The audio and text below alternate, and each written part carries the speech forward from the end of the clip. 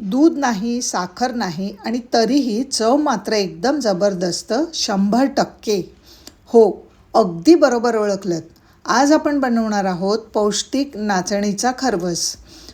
शहरात चिकाचं दूध मिळतंच कुठे हो? म्हणूनच आज मी घेऊन आले आहे फक्त काही मिनिटात तयार होणारा, उन्हाळ्यात पोटाला थंडावा देणारा, फायबर, प्रोटीन, लोह आणि कॅल्शियमने भरलेला खास असा नाचणीचा पदार्थ खरवस. लहान मुलांपासून मोठ्यांपर्यंत सगळ्यांसाठी हा एक परफेक्ट हेल्दी डेझर्ट आहे. या खरवसाची चव अगदी चिकाच्या दुधासारखीच, तुकडे देखील अगदी मस्त निघतात.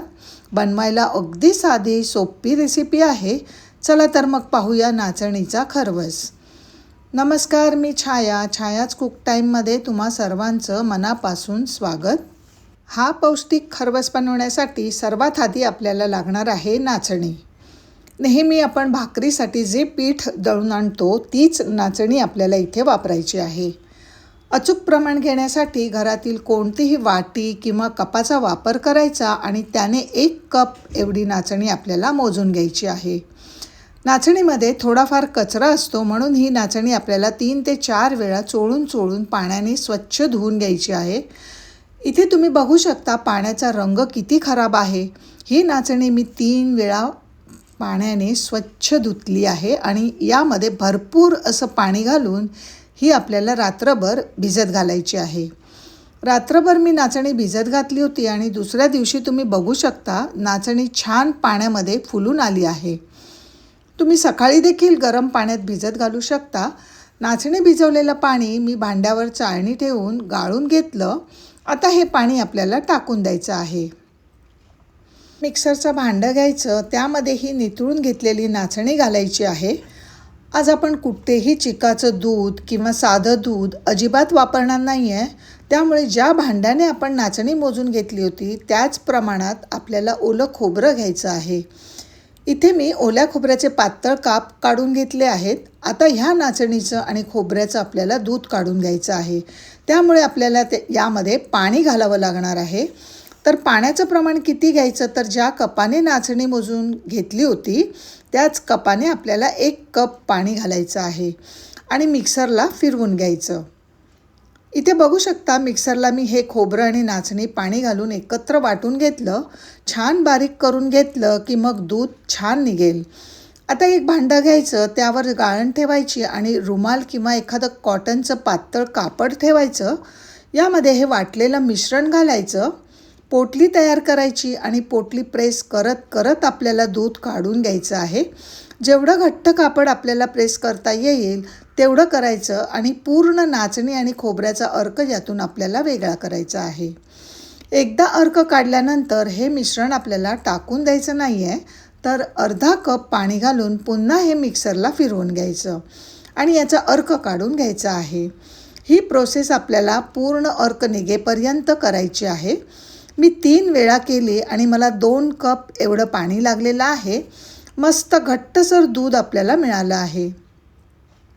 आता उरलेला जो चोथा आहे तो आपल्याला टाकून द्यायचा आहे. हे बघा, आपण एक पूर्वतयारी करून घेऊया ज्यामध्ये आपण खरवस बनवणार आहोत. ताट, डबा किंवा केक मोल्ड असेल तरी चालेल. मी ताट घेतलं आणि ब्रशच्या मदतीने ताटाला तूप लावून ठेवूया, म्हणजे खरवसाच्या वड्या सहज निघतील. ही तयारी आधीच करून ठेवली म्हणजे गरम गरम मिश्रण यावर पटकन ओतता येईल. आता गॅसवर मी पॅन ठेवला आहे, परंतु गॅस ऑन केलेला नाही आहे. त्यामध्ये आपण जे काढून ठेवलेलं नाचणी आणि खोबऱ्याचं दूध आहे हे तळापासून असं व्यवस्थित ढवळून यामध्ये टाकायचं आहे. पॅनमध्ये दूध टाकल्यानंतर लगेचच टाकूया 1 कप बारीक चिरलेला गूळ. अगदी चिमूटभर मीठ घालूया, कारण गोडाच्या पदार्थांमध्ये अगदी थोडं मीठ घातलं तर त्या पदार्थाची टेस्ट वाढते. याच्यात आपल्याला अर्धा चमचा वेलची पूड घालायची आहे, म्हणजे आपल्या नाचणीच्या खरवसाची चव दुधाच्या खरवसासारखीच येईल. आता गॅस ऑन करून फ्लेम मंदच ठेवायची आहे. एखाद्या चमच्याने आपल्याला गूळ विरघळेपर्यंत सर्व मिश्रण तळापासून ढवळत घट्ट गोळा होईपर्यंत मिक्स करून घ्यायचं आहे. सतत हलवत राहायचं आहे, म्हणजे यामध्ये अजिबात गुठळ्या होणार नाहीत. गूळ जसजसा विरघळतो तसतसा याचा कलरसुद्धा बदलायला सुरुवात होते. काही मिनिटातच तुम्ही बघू शकता ओरिजिनल खरवसासारखाच रंग आलेला आहे. गूळ पूर्णपणे विरघळलेला आहे. हळूहळू हे मिश्रण आता घट्ट व्हायला सुरुवात झाली आहे. मिश्रण तळाला चिकटण्याची दाट शक्यता आहे, म्हणून असं छान हलवत राहायचं. मिश्रण जास्त घट्ट किंवा फार पातळ ठेवायचं नाही. आपण केक बनवताना जसं बॅटर ठेवतो त्याच कन्सिस्टन्सीचं ठेवायचं आहे. वड्यांना छान चकाकी येण्यासाठी 1 चमचा साजूक तूप घालूया. मिश्रणात तूप छान मिक्स करून लगेचच आपल्याला गॅस बंद करायचा आहे. लगेचच तूप लावून ठेवलेल्या ताटामध्ये हे गरम गरम मिश्रण ओतायचं आहे. अशी प्लेट टॅप करा, म्हणजे बबल्स असतील तर ते निघून जातील. मिश्रण व्यवस्थित स्प्रेड करून घ्यायचं. आता मिश्रण सेट होण्यासाठी हे आपल्याला ओट्यावरच ठेवून पूर्णपणे थंड करून घ्यायचं आहे. आणि जर का तुम्हाला थंडगार खरवस खायला आवडत असेल तर नंतर हे फ्रीजमध्ये ठेवा. मला थोडी घाई होती म्हणून मी मात्र बाहेरच 20 मिनटं ओट्यावरच ठेवलं होतं. बघू शकता मिश्रण आपलं व्यवस्थित गार होऊन सेट देखील झालं आहे. आता ह्या ताटावर एखादी प्लेट पालती ठेवून उलट करून घेणार आहोत. बघा, एवढा मस्त खरवस तयार झाला आहे. कारण आपण घेतलेल्या साहित्याचं अचूक प्रमाण असल्यामुळे असा मऊसूत खरवस तयार झाला आहे. आता याच्या तुम्हाला पाहिजे त्या आकारामध्ये वड्या कापून घेऊ शकता. संपूर्ण कुटुंबाला खाऊ घाला, त्यांना नक्कीच आवडणार आहे. भयंकर उकाड्यामध्ये असा थंडगार नाचणीच्या खरवसाची रेसिपी तुम्हाला कशी वाटली ते कमेंट करून नक्की कळवा.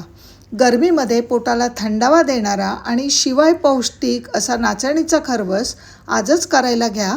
एकदा केला की 8 दिवस आरामात खा. तुम्हाला माझी आजची रेसिपी थोडी जरी आवडली असेल तर लाईक करा, जास्तीत जास्त शेअर करा आणि छायाच कुक टाईमला सबस्क्राईब करायला विसरू नका.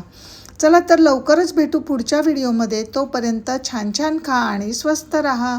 श्री स्वामी समर्थ.